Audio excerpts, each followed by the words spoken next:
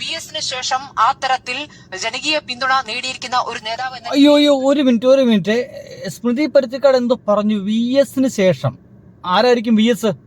നമ്മുടെ VS അച്യുതാനന്ദൻ ആയിരിക്കില്ലേ? ഒന്ന് കൃത്യമായിട്ട് കേൾക്കണേ. തന്നെയാണ് VS-ന് ശേഷം ആ തരത്തിൽ ജനകീയ പിന്തുണ നേടിയിരിക്കുന്ന ഒരു നേതാവ് എന്ന രീതിയിൽ VD സതീശൻ അങ്ങനെ വ്യത്യസ്തമാകുന്നുണ്ട്. അദ്ദേഹം വ്യത്യസ്തമാകുന്നു.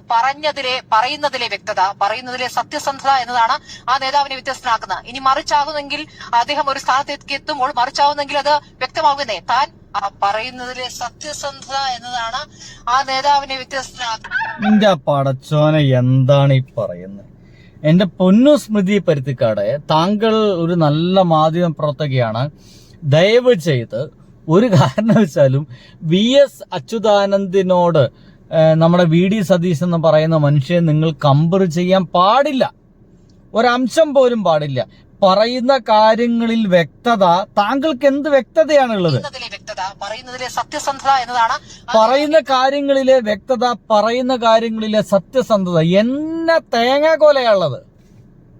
നിങ്ങൾ ആരെ കമ്പയർ ചെയ്യുന്നത്? VS അച്യുതാനന്ദനെ VD സതീശനുമായിട്ട് കമ്പയർ ചെയ്യുക. നിങ്ങൾക്ക് ഒരു പിടുത്തുമില്ലേ? ആരാ VS അച്യുതാനന്ദൻ? നിങ്ങൾക്ക് മുമ്പിലേക്ക് ചില കണക്കുകൾ ഞാൻ കൊണ്ടുവന്നുതരാം.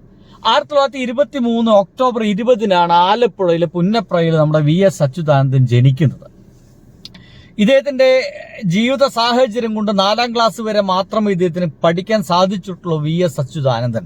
ഇതൊക്കെ നിങ്ങൾ VD സതീശനുമായിട്ടൊന്ന് കമ്പയർ ചെയ്ത് നോക്കണം കേട്ടോ. 4ാം ക്ലാസ് വരെ മാത്രം അവിടെ നിന്ന് അവസാനിപ്പിക്കേണ്ടി വന്നു അദ്ദേഹത്തിന്റെ പഠനം. തയ്യൽ തൊഴിലാളിയായിട്ടും ബീഡിത്തുറപ്പ് തൊഴിലാളിയായിട്ടും കയർ ഫാക്ടറിയിൽ തൊഴിൽ ചെയ്തിട്ട് അങ്ങനെ ഒരുപാട് ജീവിതം അതൊക്കെ കണ്ടറിഞ്ഞ് അനുഭവിച്ചറിഞ്ഞ മനുഷ്യന്റെ പേര് കൂടിയാണ് VS അച്യുതാനന്ദൻ.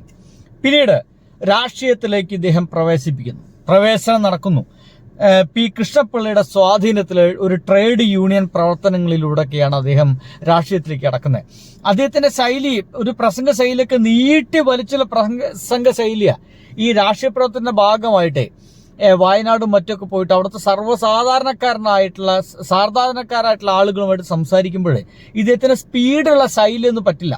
അവർക്കൊന്നും മനസ്സിലാവില്ല. അപ്പൊ അവർക്ക് പറയുന്നത് വളരെ വ്യക്തമായിട്ട് മനസ്സിലാക്കാൻ വേണ്ടിയിട്ടാണ് അങ്ങനെ എന്നൊക്കെ പറഞ്ഞിട്ടുള്ള ഒരു നീട്ടിയും കുറുക്കിയും ഒക്കെ ഉള്ള വർത്തമാനല്ലേ. ആ ശൈലി VS അച്യുതാനന്ദൻ ഉണ്ടായത് അങ്ങനെയാണ്. അദ്ദേഹത്തിന് ഇതിനേക്കാൾ സ്പീഡിലൊക്കെ സംസാരിക്കാൻ കഴിയുന്ന ഒരു മനുഷ്യനാണ്. എന്തൊക്കെയായാലും പിന്നീട് 1940 ഇദ്ദേഹം കമ്മ്യൂണിസ്റ്റ് പാർട്ടിയിൽ അംഗമാകുന്നത്. അദ്ദേഹത്തിന്റെ ഒരു വഴി പറഞ്ഞു തരാം കേട്ടോ. പിന്നീടാണ് നമ്മുടെ കേരളത്തിലെ ഏറ്റവും പ്രസിദ്ധമായിട്ടുള്ള പുന്നപ്ര വയലാർ സമരം ഉണ്ടാവുന്നത്. ആ സമരത്തിന്റെ ഐതിഹാസിക സമരങ്ങള് മുൻനിര പോരാളിയായിരുന്നു ഇദ്ദേഹം.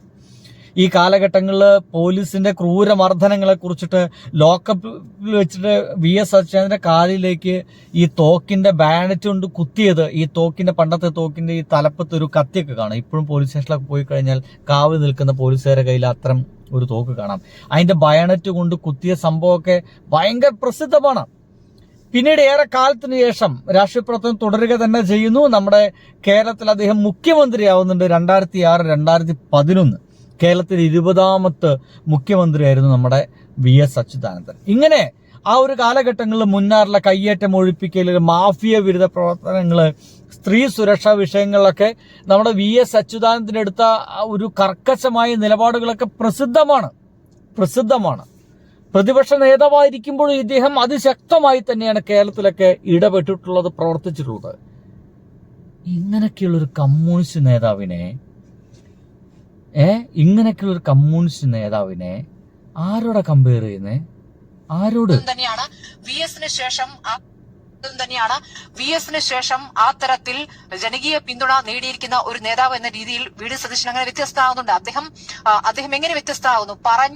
പറയുന്നതിലെ വ്യക്തത, പറയുന്നതിലെ സത്യസന്ധത എന്നതാണ് ആ നേതാവിനെ വ്യത്യസ്തനാക്കുന്നത്. ഇനി ഞാൻ ഇവർക്ക് മറുപടി കൊടുക്കാൻ ഞാൻ ഒരാളല്ല. ഞാൻ നിർത്തുന്നു. നിങ്ങൾക്ക് എന്തെങ്കിലും പറയാൻ തോന്നിച്ച് നിങ്ങൾ എന്തെങ്കിലുമൊക്കെ പറ. എന്തൊരു കഷ്ടത. അറ്റ്ലീസ്റ്റ് ഈ മാതൃം പ്രവർത്തകർക്ക് ഒരല്പം ചരിത്രബോധം ഉണ്ടായിരിക്കണം. ആരോടാണ് കമ്പയർ ചെയ്യുന്നത് എന്നുള്ള തോന്നലൊക്കെ ഉണ്ടായിരിക്കണം. ഒന്ന് ആലോചിച്ച് നോക്കി. ഞാൻ എന്താ പറയാ, മലയാളത്തിൽ ഇപ്പോൾ ഒരു മോശം നടന്മാരാരും ഇല്ല. ഉണ്ടെങ്കിൽ തന്നെ ഏറ്റവും മോശമായിട്ട് നമ്മുടെ മലയാളത്തിലൊരു നടനെടുക്കുക. എന്നിട്ട് ആ നടനെ ഞാൻ എന്നിട്ട് മോഹൻലാലുമായിട്ടും മമ്മൂട്ടിയായിട്ട് കമ്പയർ ചെയ്യുന്നത് ആലോചിച്ച് നോക്കി. ഒന്ന് ആലോചിച്ച് നോക്കി, എന്തൊരു ബോറം പരിപാടി എന്ന് ആലോചിച്ച് നോക്കി.